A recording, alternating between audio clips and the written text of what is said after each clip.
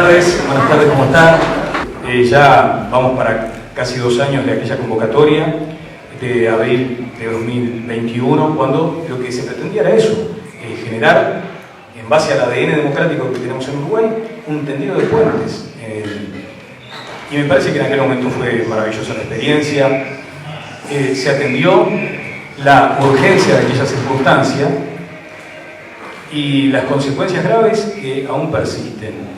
Pero no todo quedó reducido o cerrado a aquel momento. El diálogo por la vida, vaya, además si es ambicioso ese concepto tan potente, era y es lo que sienten cada una de las personas que se sumó a aquella causa, y que era básicamente no hacerse los distraídos ante temas tan graves y tan complejos, para que de esa forma se pueda robustecer una propuesta, o sea que ojalá de esto salga también una propuesta concreta.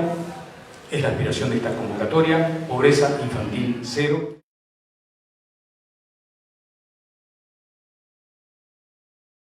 Mi nombre es Gabriela Garrido, yo soy la directora de Desarrollo Humano del Gobierno de Canelones y tuve la oportunidad desde el 2005 de acompañar al equipo del doctor Marcos Carámbula en lo que fue la dirección de Desarrollo Social en aquel momento. Y yo voy a terminar con una pregunta, pero voy a hacer un marco para esa pregunta, que para mí es un desafío hoy.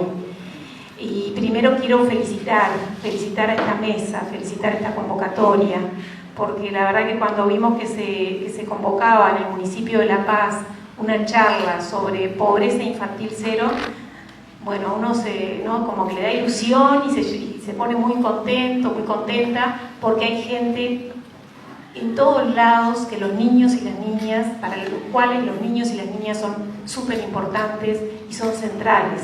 Así que agradecerles la instancia, de verdad, y agradecer a los que sabemos, como Miguel por allí, que están atrás contribuyendo también a este trabajo. Yo quiero comentar que en Canelones, desde el 2005, empezamos a trabajar en la temática de primera infancia, con lo que fue Canelones Crece Contigo, que después daría nacimiento a Uruguay Crece Contigo, junto con la Dirección General de Salud, al doctor Daniel Pasos, con Nayeta Nagati, una mesa que se formó realmente, que tomó y centró el tema de la primera infancia. Pero fíjense que en el 2007, cuando nosotros recibimos aquel resultado de aquella encuesta, de aquel estudio sobre la realidad de niños y niñas, partíamos de la base de que Canelones, Artigas, Rocha y Rivera tenían el 48% de los niños, de las familias que tenían niños menores de 4 años, por debajo del índice de pobreza. Y teníamos desnutrición infantil. Nunca olvidaré cuando vimos el dato de la desnutrición infantil, que superaba ampliamente a lo que la Organización Mundial de la Salud establece como mínimamente, digamos, aceptable, si es que esa es la palabra.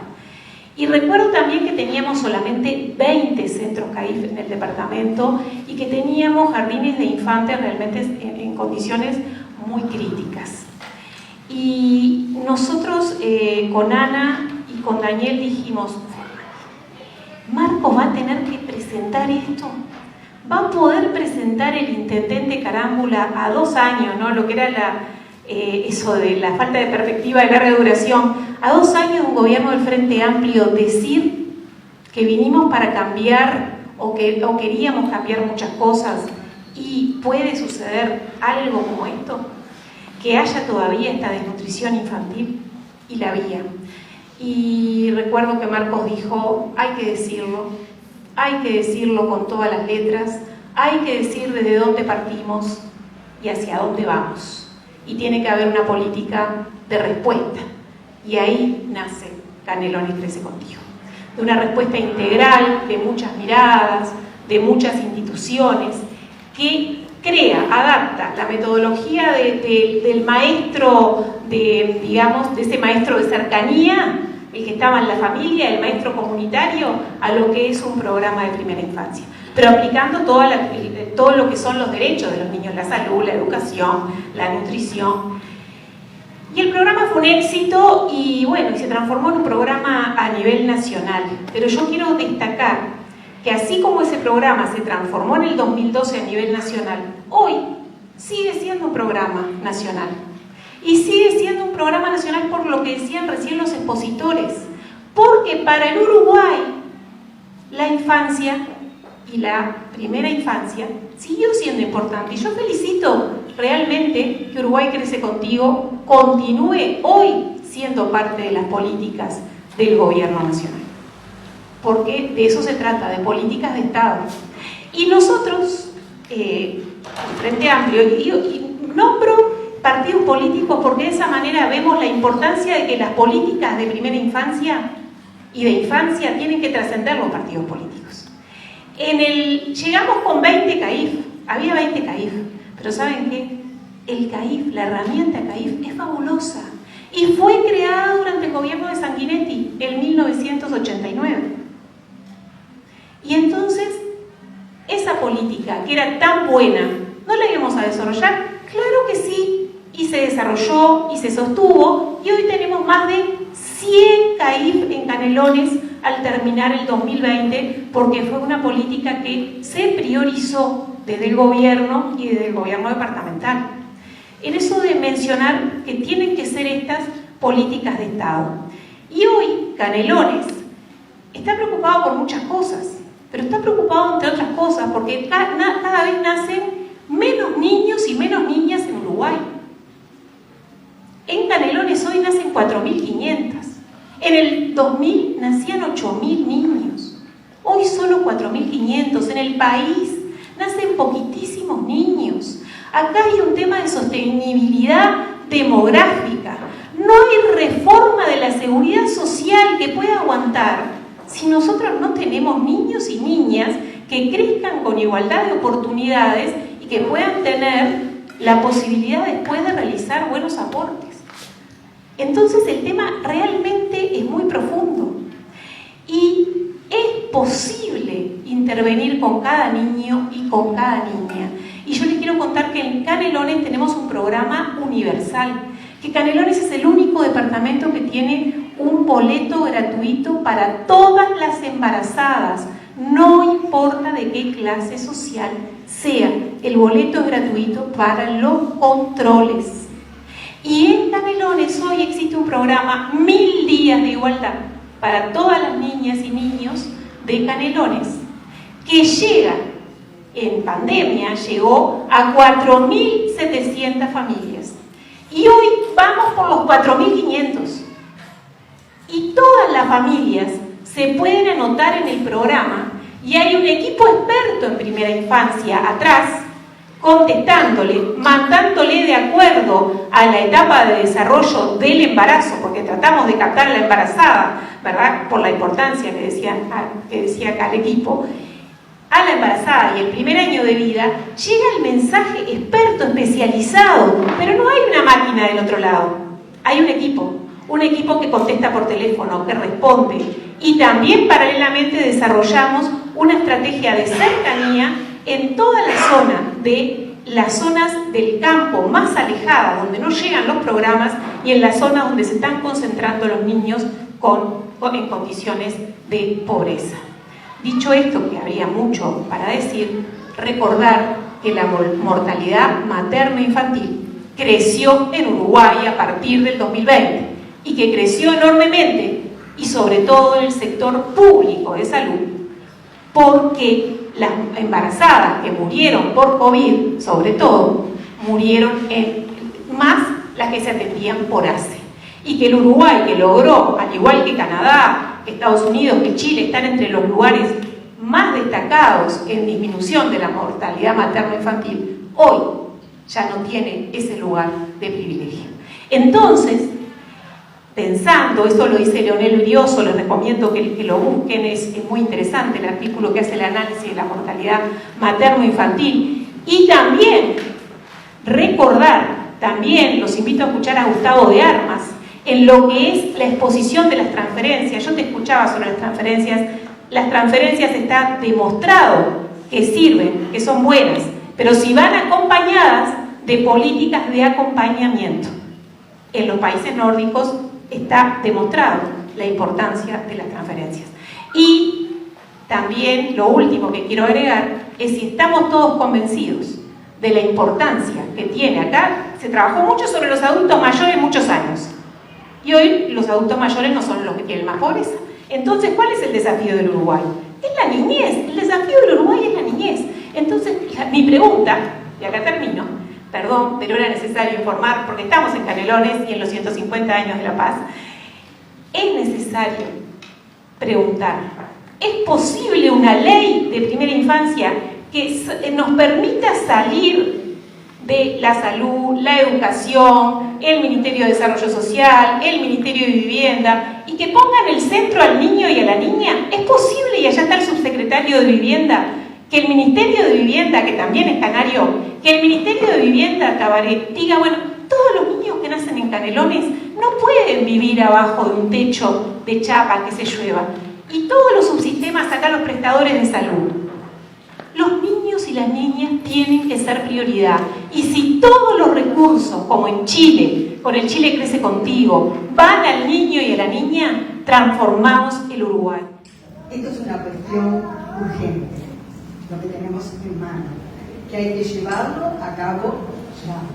Porque además de la infantilización de la pobreza, eso lleva a la penalización de la pobreza, que empieza con el niño que a los 8 años, siendo pobre, se roba una manzana. Ese niño va a seguir teniendo distintas infracciones y hay que poner ahí una maquinaria a andar tan importante de todos, desde el punto de vista social, jurídico, educación, todo lo que hemos hablado. Entonces, un niño crece y en 10 años lo tenemos adolescente. Y a los 18 años ya es un mayor de edad, que está en situación de total vulnerabilidad. Porque al niño pobre lo van a internar, le van a imponer medidas, lo van a castigar tal vez más, lo van a penalizar más, tal vez que a un niño, bueno, ya lo sabemos, que a un niño que no es pobre. Entonces, esto es una cuestión de ponerse a trabajar. Hay muchos recursos y se está haciendo mucha cosa, yo también en Montevideo, y hay muchas redes que están trabajando, pero lo importante es ir a los lugares donde están estas personas con esas situaciones. Hablar menos a veces en reuniones y ir planificando desde donde corresponde, las autoridades desde donde corresponde, sin que importe que sea, o mejor dicho, importa que sea la salud pública, que sea la educación, que nos juntemos todos, los vecinos. Pero esto también tiene que empezar por una cosa que se me acaba de ocurrir, que es muy importante. Hay que escuchar a los niños, porque todo lo que estamos hablando es un tema de derechos, y los niños tienen derechos, y por eso estamos acá todos viendo de qué forma esos niños van a tener derechos y le van a ser reconocidos. Entonces, me parece que es tan importante de que todos nos juntemos, de que todos trabajemos, desde el vecino, desde el maestro que está al lado, desde el que no lo discrimina, sino que lo apaña para ver dónde lo podemos ayudar, porque además de todo eso, hoy por hoy tenemos un tema bastante importante, que estamos todos involucrados, que es el tema de la droga que ya pasó a ser un tema de sicarios. Estamos a punto de caramelo para no llegar a tiempo, para que esto se haga algo inmenso y que no lo podamos controlar. Y no es que sea apocalíptica, es que lo estamos viendo. Pero primero que nada, reconocerle los derechos a los niños. El Uruguay suscribió la Convención de Derechos del Niño y ahí están todos los derechos consagrados y de ahí para abajo hay leyes y de ahí para abajo se trabaja. Y además hay que escuchar a los niños, por eso mismo, acá somos todos adultos y eso hay que empezar a hacer en las escuelas. En las escuelas hay que preguntarles a los niños que son sujetos de derecho, no son un mueble, hay que consultarlos, aunque muchas veces vemos que a los adultos no nos gusta mucho. Mejor es decirle, nene, andá y sentate allá o andate a mirar televisión. Escuchar a los niños desde la escuela, enseñarles de derecho a los niños, enseñarles de derecho a la población, del derecho de los niños, y de ahí en más ya empezar a trabajar, porque se pone muy complicado. Muchas gracias. Yendo a lo primero de cómo se mide o cuantifica la pobreza, cuando hablamos de ese 22,5% de menores de 6 años que están bajo la línea de pobreza, me parece importante empezar por ahí, porque todas las personas, todos tenemos una idea de lo que es ser pobre, ¿sí?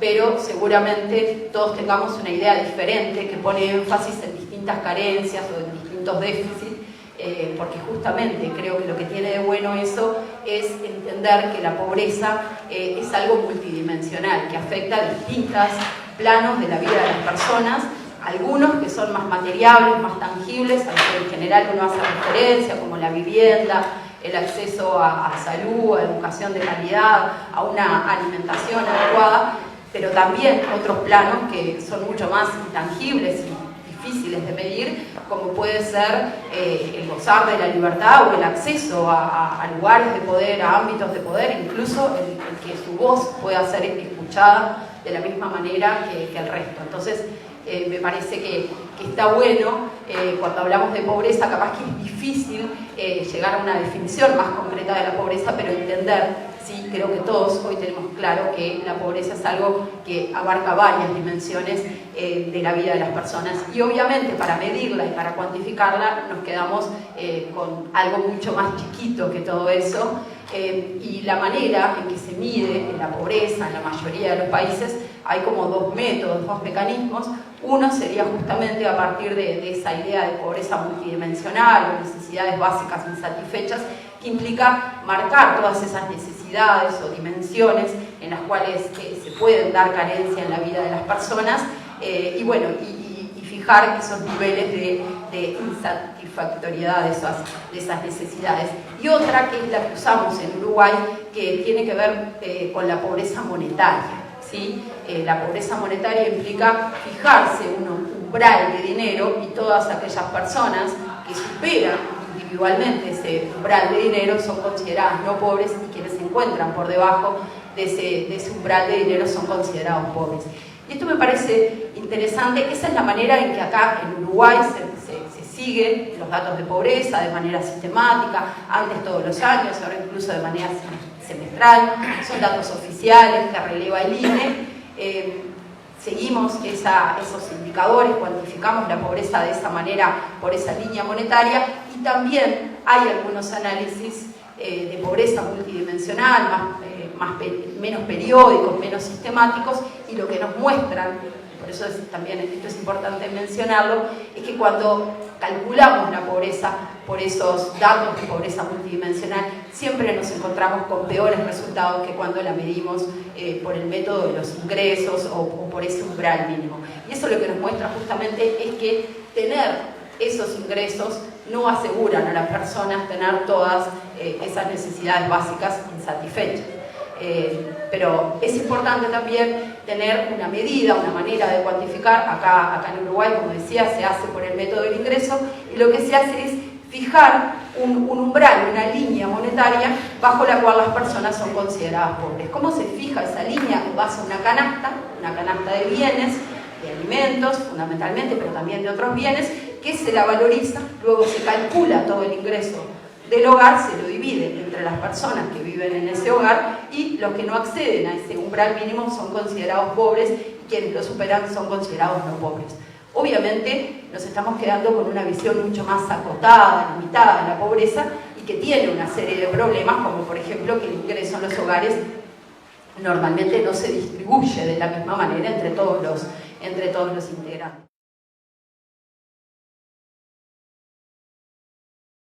Nosotros somos 3 millones, cada año nacemos menos sin obsesión. En el 2021 las defunciones superaron los nacimientos y tenemos un 20% de niños en situación de pobreza. Cuando hablamos de pobreza, como decía el doctor Bonet, la pobreza no es solamente que tenga el techo de chapa, tiene que ver con el entorno familiar, tiene que ver con el maternar, con una serie de elementos que no son solamente arreglables por una transferencia monetaria. Entonces, es el drama nacional que nos corresponde a todos. Somos cada vez menos, tenemos un porcentaje enorme de esos pocos niños que nacen en situación de pobreza y tenemos que lograr una política nacional absolutamente imprescindible para la viabilidad de nosotros como país. O sea, tenemos que cuidar a nuestros niños y cuidar a nuestros niños y lograr abatir la pobreza, que la pobreza, como decía Alejandra, es muy compleja, porque no es solamente un problema de transferencia, tiene que ver también con niveles culturales del entorno familiar. Es absolutamente imprescindible lograr una política nacional de protección a la infancia, porque es lo que necesitamos como país. A compartir y a coordinar entre todos. Si vos tenés un programa que te asigna tanta plata para la infancia, vas a tener que coordinar con el Ministerio de Educación, que tiene una parecida.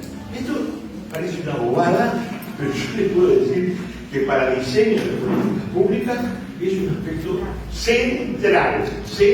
Podemos tener las mejores leyes, las mejores programas en distintos ministerios, pero si no tenemos programas transversales que financiados por un fondo, con impuestos que provengan en forma justa de donde tienen que venir.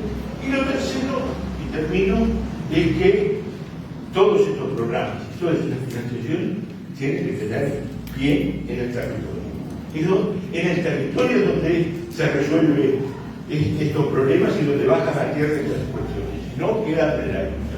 Por los tiempos políticos, por los tiempos electorales, y además allí se mencionaba, Alejandra, la necesidad de fomentar un pacto. Y ahí es una primera pregunta: ¿cuáles son, a tu juicio, aquellos elementos que deberían contemplar un pacto de estas características? Sobre todo, y no quiero mezclar muchos asuntos, pero tomando como referencia de que también la metodología para medir es algo que ha estado en cuestión. De pronto, llegar a un consenso para eso, por ejemplo. Bueno, qué pregunta. Yo creo que en realidad sí ha habido algunos cuestionamientos en la metodología, como se mide la pobreza. Creo que justamente yo traté de partir de esa idea, porque esa manera que tenemos de medir la pobreza también hace que muchas veces sea algo bastante volátil. Uno fija una línea monetaria de pobreza y bueno, y las distintas coyunturas pueden hacer que una persona muy fácilmente esté por encima, por debajo de la línea de pobreza, y por eso me parece que es bastante ilustrativo también saber que hoy, con los niveles de pobreza que tenemos, con los niveles de pobreza infantil que tenemos, cuando lo medimos a partir de otros indicadores que son más abarcativos y que son más amplios, nos vamos a encontrar con situaciones bastante peores. Dicho esto, me parece que está bueno saber qué es lo que estamos mirando, qué es lo que estamos midiendo, pero creo que no es solo una desviación de los economistas. Creo que es importante cuantificar estos fenómenos, ver dónde estamos parados, compararnos, no solo por una cuestión de ver si estábamos mejor, si estábamos peor, pero fundamentalmente por una cuestión de mirar las políticas públicas, las políticas de Estado que nos llevaron a distintos lugares, no necesariamente para replicarlas, pero me parece que eso sí nos puede dar una cantidad de pistas. En ese sentido, yo decía, la baja importante que se dio en la pobreza no se explicó solamente por una cuestión de transferencias o de derrame del crecimiento económico. Hubo una serie de políticas, como el Sistema Nacional Integrado de Salud, como reformas que capaz que pasan por el costado, como la reforma tributaria, pero hacen a los ingresos y a los gastos del Estado, que son fundamentales para encontrar, para llevar adelante esas políticas públicas. Y ¿dónde debería estar el pacto social? Yo creo que el pacto social tiene que estar justamente en el tema de que hoy esto es urgente y hay que atenderlo. Hoy Jacqueline decía, tenemos que gastar más en la atención de niños que por el lugar donde nacen parten con algunas deficiencias, o en mejorar esas situaciones. El problema es que hoy tenemos que atender las dos cosas, porque la atención de esos niños que nacieron en lugares pobres ya la tenemos y la vamos a tener dentro de mucho tiempo, durante bastante tiempo más. Lo que tenemos que evitar es que eso siga sucediendo. Entonces yo creo que en parte el pacto ese implica también poner el énfasis en eso. Poner el énfasis en eso implica que capaz que no tenemos que hablar tanto de el déficit o el gasto del Estado, de las políticas públicas, sino que mirar hacia dónde vamos, ¿sí? No tenemos que contraponer justamente el tratar de elegir entre distintos planos o en distintas dimensiones sociales. Creo que el pacto que debe trascender y que hablar a los tramos electorales y los partidos políticos, pero tiene que tratar de poner a la pobreza infantil y a la pobreza en el eje de todas las políticas. La erradicación de eso tiene que estar en el eje de todas las políticas. Y cuando decía que eso va a tener un costo, me refería a que tenemos, que tenemos que ver que eso es una inversión, ¿sí? Eso es una inversión que hay que hacer y que es necesaria. Y que ahí es donde debe estar el centro de todas las políticas. Ese es un poco lo que... Muchas gracias, buenas tardes a todos. Habían sugerido un último momento de intentar hacer una síntesis de lo que vamos a escuchar esta tarde de hoy.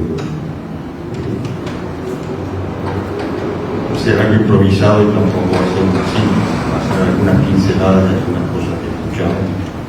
Me parece que vinimos acá convocados por un problema que sentimos, que lo vivimos, sobre el cual actuamos y hemos escuchado descripciones del problema que nos preocupa, pero también escuchamos preocupaciones por soluciones y por acciones. Entonces, me voy a referir a algunas pinceladas sobre el problema, algunas pinceladas sobre acciones y soluciones. Creo, no sé si me equivoco, pero me parece que sentimos todos los que estamos acá. Sería una pena levantarnos, cada cual para su casa, y esto lo he tomado como un encuentro interesante y tal. Podríamos dar un pasito más allá de lo que cada uno hace ya en su organización social, en su actividad profesional, personal, lo que sea, su vida personal, lo que sea. Lo primero que me parece que vale la pena subrayar es la intervención de Guaiduzzi cuando se refería a la actividad de la convocatoria. El problema que nos ocupa es un problema político. No tenemos que tenerle miedo a la palabra política. Pero lo que estamos preocupados, lo que escuchamos hoy, es una preocupación política, pero no partidaria. Y hemos escuchado voces que muestran que es un problema político, pero que va mucho más allá de la política partidaria. Creo que eso es lo primero. Lo segundo, creo que vale la pena subrayar, es que, recuerdo las intervenciones sobre la medición de la pobreza y después lo que es el impacto de la pobreza en los niños. Tenemos medidas de lo que es la pobreza, como lo que significa la pobreza infantil, y números diversos, inclusive planteó eso de la pobreza multidimensional. No ser pobre porque se tiene pocos recursos, eso tiene que ver también con la vivienda, con la alimentación, con la escolarización, con la vida, con el núcleo familiar, con la sociedad y con las perspectivas de futuro, que más como lo acabamos de escuchar. Pero también escuchamos que no hay una cosa es ser pobre, salir de la pobreza, pero hay impactos que van más allá de cuando los números empiezan a andar bien, el problema persiste. Escuchamos una palabra, no recuerdo hablarlo tanto, pero no es el momento que se ve. Hay un impacto, está muy claro. Primero el impacto de la vida de la madre y los niños. Y después esos famosos 1000 días, que se cuenta, son 1000 días. va a impactar para toda la vida. ¿Se puede revertir? Da muchísimo trabajo. Se requiere muchísimo esfuerzo. Entonces mejor llegar antes. Pero entonces no alcanza con seguir los números de cerca y si salimos tanto de la pobreza, porque el impacto lo van a ver maestras y maestros años después, lo van a ver los abogados de todos estos problemas años después, lo va a ver la propia sociedad. Aquí se habló hoy de que esto no es un tema de la gente, sino de las personas, de los niños que están en esas niñas en esa situación. Eso es responsabilidad de todos.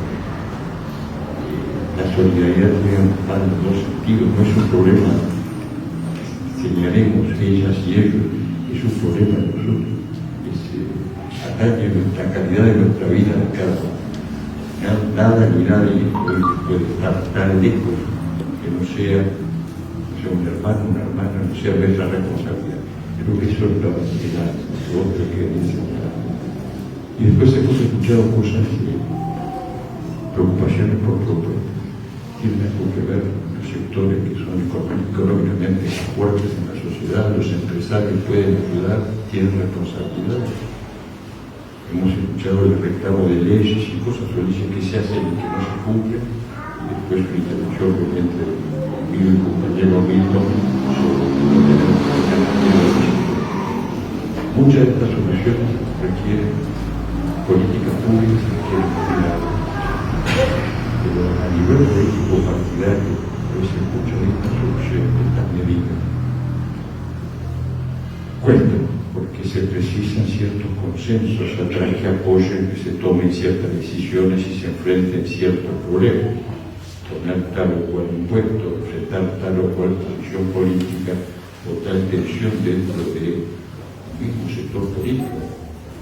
Y eso requiere que haya atrás consensos importantes, requiere otra cosa, no solo de responsabilidad, tienen la posibilidad de implementar políticas públicas y los partidos, que sí tienen una gran responsabilidad, pero no solo no pueden.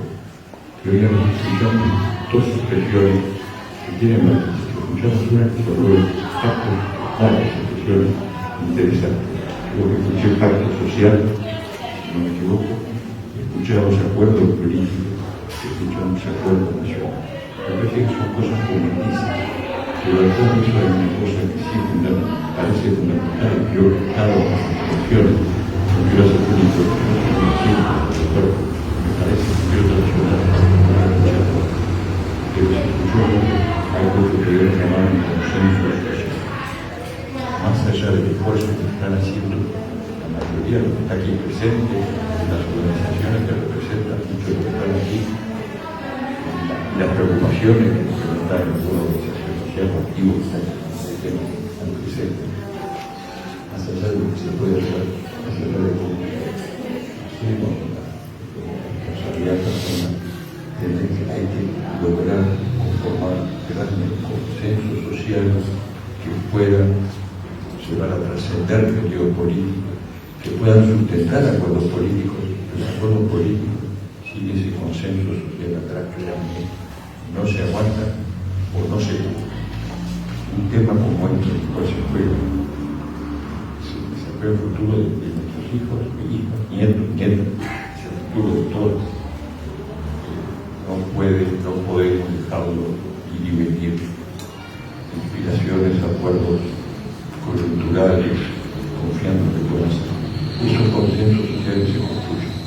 Más allá del trabajo que se está haciendo, creo que sería importante tal vez que se pueda ayudar que los colectivos, junto con otros, porque hay mucha gente trabajando en todo el territorio, que se pueda conformar, corriente de opinión, un consenso social que pueda motivar entonces que nuestro país arriba, que más allá de los esfuerzos de las personas, que asuma como país, que los empresarios puedan asumir la responsabilidad que corresponde, porque una empresa próspera precisa atrás una sociedad fortalecida, una sociedad sin problemas, ¿verdad? Y finalmente, lo que duele un impuesto, o lo que duele cualquier tipo de medida para un voto cuando se toma, se escapa, que lo deja de lado, no mira lo que es eso tan importante que el bienestar de cada uno depende de ese bienestar de la sociedad en que vive. Eso se construye, tal vez, y con esto termino, Daniel, más o menos en el tiempo, tal vez, creo, me salía a decir algo, pero sería una pena ir con nuestras charlas. Recordar esta reunión como muy grande, interesante y nada más. Tal vez sería interesante, sería posible pensar que este encuentro de La Paz a 250 años, celebrando 250 años de la ciudad de La Paz, pueda ser una chispita, un inicio, un llamado, una convocatoria para emprender ese camino, lo cual no quiere decir que bajemos los brazos del lugar donde ya se está trabajando, sino que quiere decir hacer un esfuerzo más, pero entonces caminar más juntos para en esa dirección. Tal vez que el Uruguay de La Paz se pueda pensar en hacer alguna convocatoria, un llamado. El nombre de La Paz queda muy lindo. Creo que ese sería un poco la síntesis. No sé si se me escapó algo, pero creo que cubre un poco lo que escuchamos esta tarde.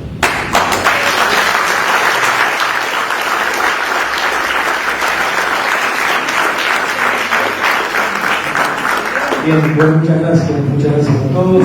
Uruguay es el comentario final. En definitiva es la semillita, ¿no? De esto se trata, hay que cuidar. Tomamos el desafío, si me permiten, dos agradecimientos especiales. A todos ustedes que vinieron, pero fundamentalmente a Fernando Gustasoni, que fue un compañero que se incorporó a